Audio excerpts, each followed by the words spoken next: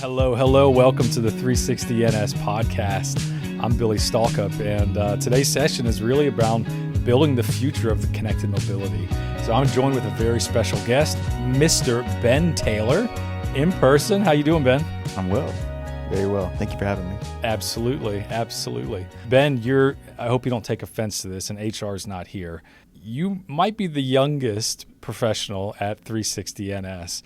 However, you're really working on some of the most advanced connected vehicle and mobility systems from a technology perspective, cybersecurity perspective, and really supporting our company and the industry. How does that make you feel? And welcome again. Yeah, I mean, we're still less than 2 years of me being here, so it still kind of feels like whiplash, Like I didn't know anything when I first came here. I was an intern. So, you were an intern? Yeah. Holy crap, I forgot that we had an intern program, didn't we? Yeah, it's weird how quick everything progressed. I had no idea what I was getting myself into when I applied at 360. So I remember that. You saying that, I hear what you're saying, but it doesn't really feel real to me. I remember you sending a resume in. I remember that you were at school. Where were you at, and what were you doing at that time? What year were you? Take me back. I started my first year of college, stayed at home, was just doing business because I didn't know what I wanted to do. Sophomore year, I decided on cybersecurity because I wanted to have a job That's anywhere.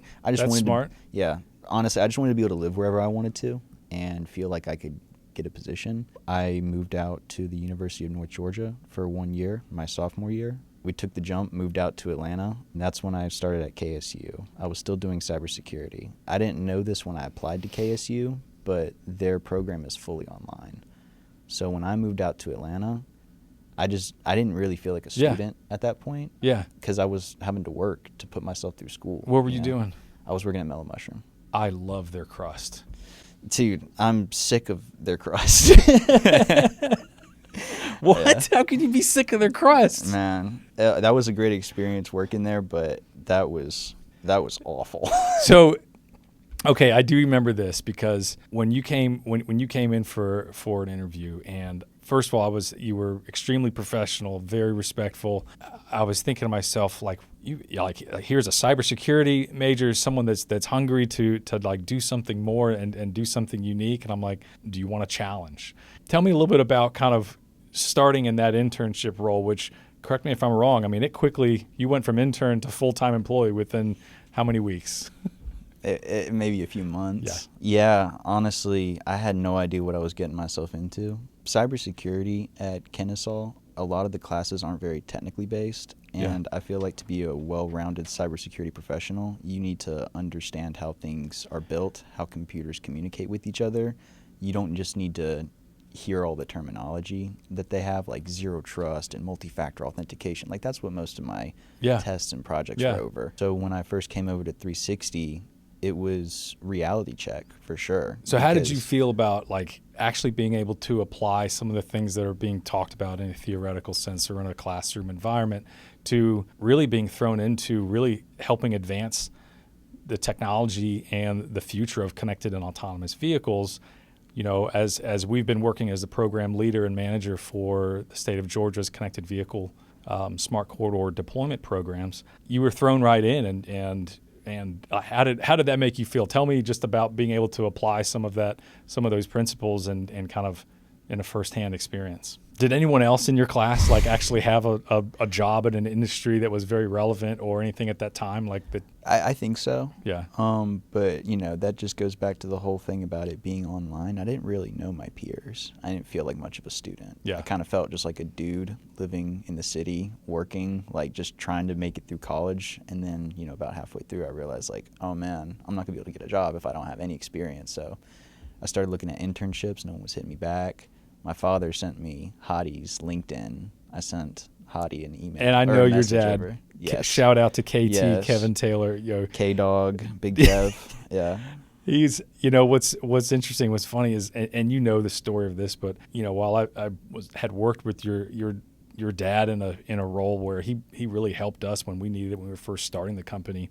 And at that time, he worked for a technology distributor, but he was working with Access Communications, who, Access, their camera lines has been, and their video infrastructure has been a big portion of what our company was found on, the intelligence behind what video can do to help advance, intelligent transportation systems. But when I met you, I did not think of your father at all. It was like you are your own person, and I've really appreciated just your ability to really have just a focus on and just a dedication and really implement more modern ways of managing and communicating with technology, and your organization skills has been very instrumental to the success of our projects across the industry. Recently, you spoke at ITS World Congress here in Atlanta. Tell me a little bit about that. Were you nervous? Oh, yeah. I mean, you did a fantastic job, but it was a smaller crowd than one of the previous conferences that you guys had me speak at, but I definitely felt the pressure of the people there were a good bit more important. Yeah, honestly, I can't speak too much to it because it kind of feels like a blur. You fucking nervous. Killed it. It was great. And what I found really fascinating was you spoke very, very naturally, because you're speaking about the things that you have done and you have worked on. And I thought it was really interesting to hear a lot of different, on that day there was a number of different sessions, but you really spoke to the practicality of actually having that hands-on experience, and it really resonated well. And I think that's what, in my opinion, makes 360 unique, is we're not just telling you this is what you should do, but I mean, Ben, you're going out there and actually making it happen. Look, most of my technical knowledge I wouldn't accredit to academics or university. I would accredit it to 360. Working here has been such a blessing because everybody is so different, and I've been able to pull a little piece from each of you guys. So Ben, it's crazy. Going back for the past 2 years, you've been working on our connected vehicle smart corridor project, and that project is coming up is wrapping up, and you really have seen that from the beginning stages all the way through the end.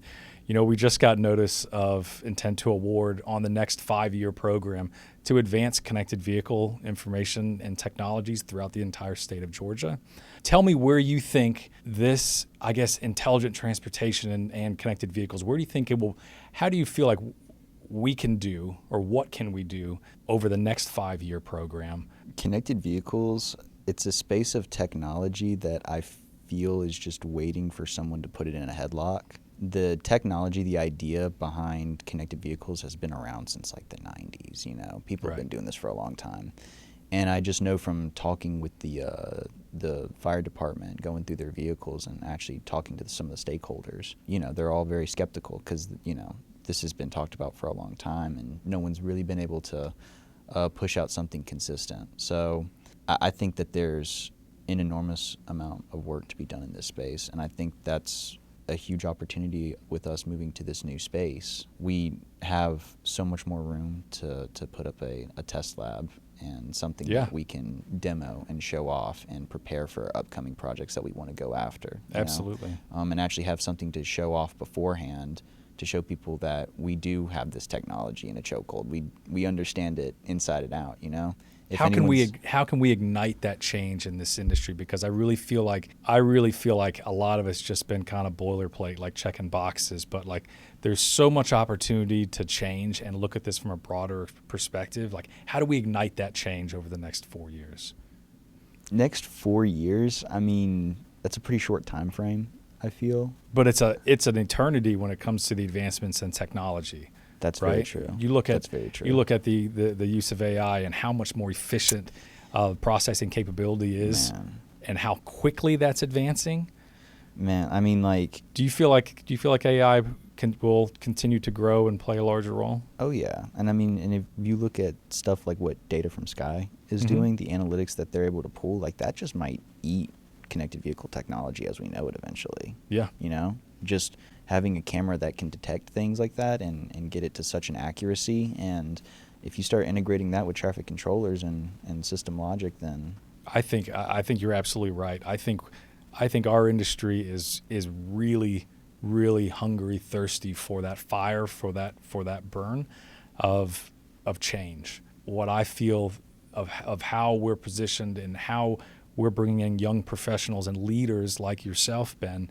I think it's you that is going to ignite that change, and it's your peers. And I think it's hard. It's difficult for, I would say, people that have been in the industry for a long time to be able to have the insights and the abilities to work with technology in such a way that, like, you and your generations and your peers and the students that are going through cybersecurity, that are going through computer science and computer engineering, I really feel like that is a major opportunity for our industry. Do you feel like our industry could use more of mentorships and in bringing in young students and young professionals? Yeah. With what I mentioned earlier about taking pieces from everybody at 360, I think the biggest piece that has helped me from technical knowledge and just, how to conduct yourself in this industry is with Dr. Kihei. Dr. Kihei in the house. Man, he has absolutely been like a mentor kind of to me. I feel provided me the stability to want to go out and try different things. Like, I don't mind staying up and working on something that Dr. Kihei gave me that he told me he wanted me to look at, Yeah, his understanding and ability and his intelligence on connected vehicle infrastructure, communications, the security of that, the validation of that, it really takes it to a whole other level. And I think that's been really cool to see, as close as you've become working with him and alongside of him as a professor from your alma mater, KSU. I think that's been really cool, and to see how that's grown and helped you really mature, but also in that mentorship program. I think you should be a mentor as well. Really? I think we should have, yes, we should totally have like an intern program. That'd be kind of cool. You could have your own intern. I just don't know if I'm ready to like manage somebody, like somebody coming up to me and asking me like what they should be doing. You could just crack that whip, I don't want No. to crack the whip. I know. I do think that it would be very advantageous to capitalize on the youth, and I think our industry really needs that breath of fresh air. Man. And I know that from a cybersecurity perspective, most of the people in my class don't know what they're doing, like, or what they want to do, because it's so broad, Right. It's like you could go to any niche, any industry. So having a mentor that can be someone that you kind of look up to and put you on track, like, I wouldn't have ever picked connected vehicles as like a specific, pursuit for my career if it wasn't for Dr. Kihei. And Right. he showed me like how deep it goes and how cool it is and like how it can really save lives, and it's like, okay, this means a lot to me now, and this actually gives me drive and, something to look forward to. So it was huge for me, and I could see how it would be huge for someone else. Yeah, I think that's really, it's definitely something we'll have some follow-up talks and discussions on. So you're not a fan of Mellow Mushroom crust. Would you rather have steak and cheese or an Italian from Subway? Italian. Italian? Yeah. Italian BMT. Wow. All right. Yeah, with the banana peppers. Yeah. Without the banana peppers, no. Yeah. No, not a fan. Ben, thank you so much for coming on this series. I think it's really, really interesting to hear, a young professional's perspective on our industry, which really is designed and optimal for change. It's always a pleasure working with you. I really value you, and thank you so much for coming. If you had to pick one album on the wall, which one would it be that we put on? You can't go wrong with Unplugged. Little Kurt Cobain in the house. All right, man. Dude, thanks for coming. Awesome. Been a pleasure.